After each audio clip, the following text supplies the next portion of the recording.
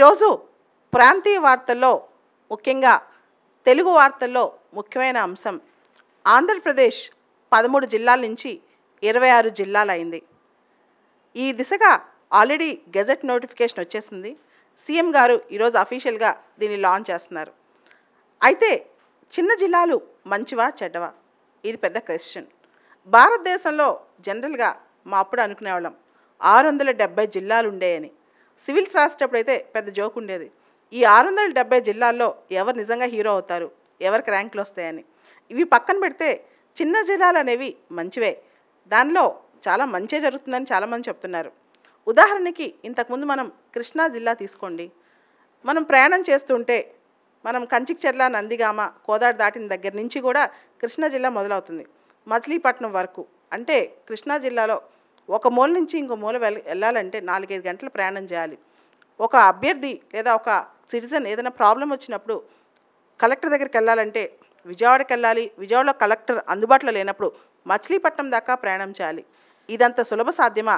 కేవలం ఒక జిల్లా హెడ్ క్వార్టర్స్కి వెళ్ళాలంటే అంత కష్టమైతే ఇంకా రాష్ట్రం యొక్క సంగతి ఏంటో ఒకసారి ఆలోచించాలి.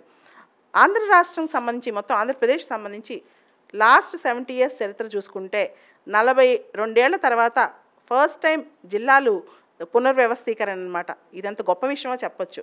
అంటే 42 years అయింది జిల్లాలు అసలు మార్చి ఆంధ్రప్రదేశ్లో. మొత్తం 70 ఏళ్ల ఆంధ్రప్రదేశ్ చరిత్రలో 2 జిల్లాలు యాడ్ అయ్యాయంట.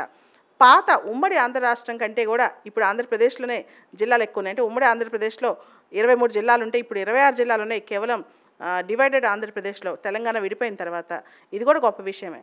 ఇలా జిల్లాలు కనుక విడిపోతే అంటే చిన్న చిన్న జిల్లాలు అయ్యి పునర్వ్యవస్థీకరణ అయితే దానివల్ల లాభాలు అనేకమని చెప్పొచ్చు. ఒకటి, ప్రతి పార్లమెంటరీ కాన్స్టిట్యున్సీ ఒక జిల్లా అవుతుంది. ఇంతకుముందు ఒక జిల్లా హెడ్ క్వార్టర్స్కి వెళ్ళినా రిక్షా వేసుకునో ఆటో వేసుకునో ఒకవైపు హెడ్ క్వార్టర్స్కి వెళ్ళాలి, పోలీస్ హెడ్ క్వార్టర్స్కి, ఇంకోవైపు కలెక్టర్ ఆఫీస్కి వెళ్ళాలి, ఇంకోవైపు మిగతా ఆఫీసులకు వెళ్ళాలి. ఇప్పుడు అదంతా కాకుండా ప్రతి జిల్లా కేంద్రంలో ఒక 15 acres ఏరియాలో చక్కగా ఏం చేస్తున్నారంటే అన్ని ఆఫీసులు ఒకటే చోట పెడుతున్నారు, ఇంక్లూడింగ్ కలెక్టర్ క్యాంప్ ఆఫీసులు, ఎస్పీ క్యాంప్ ఆఫీసులు సహా. ఇవన్నీ గొప్ప విషయాలే కదా. దీంతో పాటు ఏమవుతుందంటే వికేంద్రీకరణ జరగటం వల్ల ప్రజలకు కూడా పరిపాలన దగ్గరగా ఉంది. అడ్మినిస్ట్రేషన్ ఎట్ డోర్ స్టెప్స్ అనే కాన్సెప్ట్ వాళ్ళకి చాలా హ్యాపీగా అనిపిస్తుంది అనమాట. దాంతోపాటు మనం గమనిస్తే ప్రతి 18 నుంచి 22 లక్షల జనాభాకి దాదాపు ఒక జిల్లా వచ్చేస్తుంది అనమాట. ఇది కూడా మనం గొప్ప విషయం అనే చెప్పొచ్చు. ఇక్కడ మనకి చూస్తే కనుక ఒక రెవెన్యూ డివిజన్, కాకపోతే ఇక్కడ 2-3 అంశాలు అనమాట. కలెక్టర్ అయ్యారనుకోండి, నువ్వు ఎంఆర్ఓ లెవెల్ తర్వాత మండల హెడ్డే కలెక్టర్ అయినట్టు అనిపిస్తుంది అనమాట. ఎందుకంటే చిన్న చిన్న జిల్లాలు కదా, తెలంగాణలో కూడా అంతే. చిన్న జిల్లాలు ఏర్పడిన తర్వాత కలెక్టర్కి పెద్దగా రోల్ తగ్గిపోయిందని కూడా అంటున్నారు. సో ఒకసారి ప్రత్యూష కూడా దీని మీద చాలా స్పెషల్స్ రెడీ చేస్తున్నాం, ఒకసారి అడుగుదాం. చిన్న జిల్లాల ఏర్పాటు ఎంతవరకు మంచిదో కాదో. డీసెంట్రలైజేషన్ ఆఫ్ గవర్నెన్స్ పర్పస్ ఏంటంటే ma'am, accelerated, comprehensive and balance development. అంటే డెవలప్మెంట్ అన్నది ఒక రీజియన్కి కన్ఫైన్ అయిపోకుండా ఓవరాల్గా ఇంక్లూజివ్ డెవలప్మెంట్, స్టేట్ మొత్తం ఈక్వల్గా డెవలప్ అవ్వడానికి ఈ స్టెప్ తీసుకున్నారు ma'am. Andhra Pradesh redrawing the map of Andhra Pradesh is because of they felt that it is because of confined development as of today, కానీ దాన్ని డీసెంట్రలైజ్ చేయడానికి ఈ స్టెప్ తీసుకున్నారు ma'am. It is definitely a welcome step in the direction of decentralisation. So నువ్వు decentralisation అనేది మంచిది అనుకుంటున్నావు. ఇక్కడ ట్రాన్స్పరెన్సీ అని చెప్తున్నావు, అడ్మినిస్ట్రేటివ్ ఎఫిషియన్సీ అని చెప్తున్నావు, బ్యాలెన్స్ డెవలప్మెంట్ అంటే ఏంటో చెప్తున్నావు. అంటే ఏంటో ఒకసారి ఎక్స్ప్లెయిన్ చేయగలవా? అంటే మ్యామ్, ప్రతి దానికి మనకి డిస్ట్రిక్ట్ అడ్మినిస్ట్రేషన్ చాలా దూరంగా ఉంటుంది అన్న ఫీలింగ్ ప్రజల్లో లేకుండా ఉండటానికి మనకి అడ్మినిస్ట్రేషన్ అవైలబిలిటీలో ఉంది. లేకపోతే మనం ఒక దగ్గరికి వెళ్తే అక్కడే అన్ని పనులు కంప్లీట్ చేసుకోవచ్చు.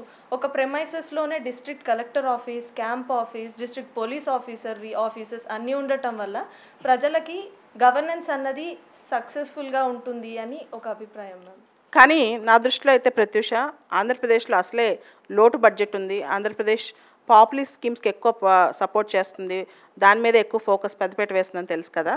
అయితే ఇప్పుడు అడ్మినిస్ట్రేటివ్ ఖర్చులు చాలా పెరిగిపోతాయి. ఇనీషియల్గా కొత్త జిల్లాలు ఏర్పాటు చేయటం, హెడ్ క్వార్టర్స్ ఏర్పాటు చేయడం వల్ల ఖర్చులు చాలా it is a burden and Exchequer అని నేను చెప్పగలను. రెండో ఛాలెంజ్ ఏంటంటే దాంతోపాటు ఎప్పుడైనా పెద్ద జిల్లా అనుకో, ప్లానింగ్ నీట్గా పెద్ద లెవెల్లో ఉంటుంది. చిన్న సైజులో ప్లానింగ్ చేయటం వల్ల ఎకానమీస్ ఆఫ్ స్కేల్ అనేది మనం చేయలేం. అందుకని కాస్ట్ బెనిఫిట్ అనాలిసిస్ తెలుసు కదా, మనం ఎప్పుడైనా ఏదైనా పెద్ద లెవెల్లో చేసేటప్పుడు దానికి కాస్త మనకి ఖర్చులు తగ్గుతాయి అనమాట.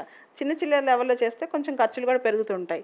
దాంతోపాటు మొత్తం అన్ని ఇప్పుడు ఆఫీసులు ఎస్టాబ్లిష్ చేయటం, కొత్త బిల్డింగ్స్ రెంట్కి తీసుకోవటం, ఇవన్నీ ఖర్చుతో కూడుకున్న పని. దాంతోపాటు అధికారాలు ఎలా వికేంద్రీకరణ అవుతాయో అలానే కరప్షన్ కూడా పెరుగుతూ ఉంటుంది అనమాట లోకల్ లెవెల్లో కూడా. దాంతోపాటు సడన్గా ఇప్పుడు అన్ని ఏరియాస్కి రేట్లు వచ్చేసి రియల్ ఎస్టేట్ ప్రైజులు పెంచేయటం, మధ్యలో రియల్ ఎస్టేట్ బ్రోకర్లు పెరగటం, ఇలాంటివి కూడా జరుగుతుంటాయి చిన్న జిల్లాల ఏర్పాట్లో. ప్రత్యూష, ఇంకా దీని మీద నీ కామెంట్ ఏంటి, ఛాలెంజెస్ మీద నీ కామెంట్ ఏంటో చెప్పగలవా? మ్యామ్, ఇంకా కొన్ని ఛాలెంజెస్ చూసుకుంటే, ఒకటి violation of Panchayat extension of scheduled areas అన్నది ఒక వయలేషన్ అవుతుంది మ్యామ్. అది నాన్ ట్రైబల్స్ అందరూ ట్రైబల్ డిస్ట్రిక్ట్స్లోకి ఇన్ఫ్లక్స్ అవుతారు అన్నది ఒక ఇది ఉంది మ్యామ్. అది districts like Alluri Sitaramaraju district and Manyam district, వీటిలో ట్రైబల్ పాపులేషన్ ఎక్కువ. వీళ్ళకి ఒక సెపరేట్ డిస్ట్రిక్ట్ ఇచ్చాక నాన్ ట్రైబల్స్ అందులోకి ఇన్ఫ్లక్స్ అయితే వాళ్ళ కల్చర్ని ప్రిజర్వ్ చేయటం ఒక ఛాలెంజ్ అవుతుంది అన్నది ఒక కాంట్రడిక్షన్ మ్యామ్. ఇంకా ఇక్కడ ఒకటి చెప్పొచ్చు, సీఎం గారు ఏమంటున్నారంటే చాలా గవర్నమెంట్ స్కీమ్స్కి డీసెంట్రలైజేషన్ ఆఫ్ గవర్నెన్స్ ఉంటుంది, అంటే సూపర్విజన్ బాగుంటుంది అని చెప్పి అంటున్నారు.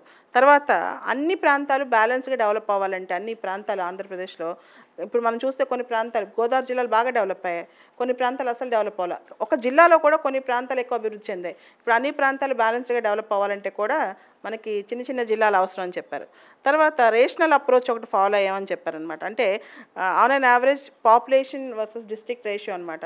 18 నుంచి 22 లక్షల పాపులేషన్ ఒక్కొక్క జిల్లా అని చెప్పి, తర్వాత ఒక్కొక్క జిల్లాలో 6 నుంచి 8 అసెంబ్లీ కాన్స్టిట్యున్సీస్ ఉంటాయని చెప్పి ఒక రేషనాలిటీ ఫాలో అయ్యామని కూడా చెప్పారు.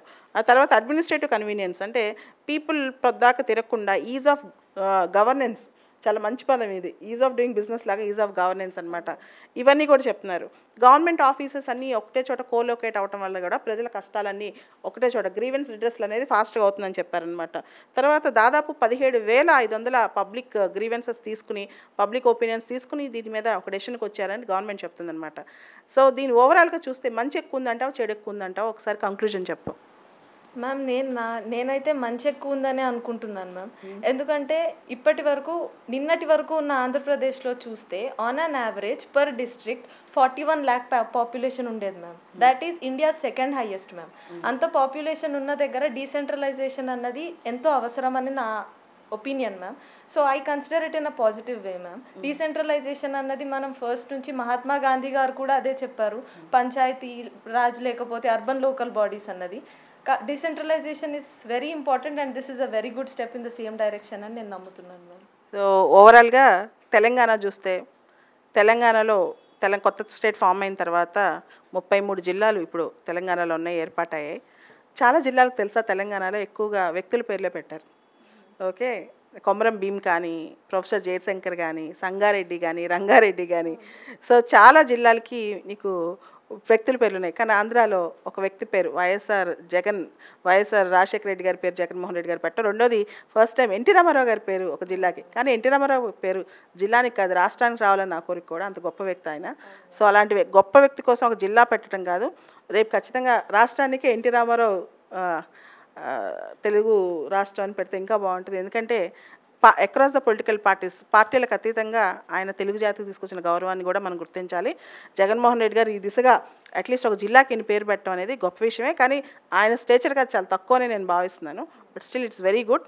అండ్ ఈ సంవత్సరం గొప్పగా చెప్పాలంటే ఎన్టీ రామారావు సెంచనరీ ఇయర్, రాబోయే May 28 ఆయన బర్త్డే, అప్పటి నుంచి 100th బర్త్డే యానివర్సరీ అనమాట. ఇది కూడా గొప్పగా సెలబ్రేట్ చేస్తారని గవర్నమెంట్ మనం కోరుకుందాం. Thank you Pratyusha.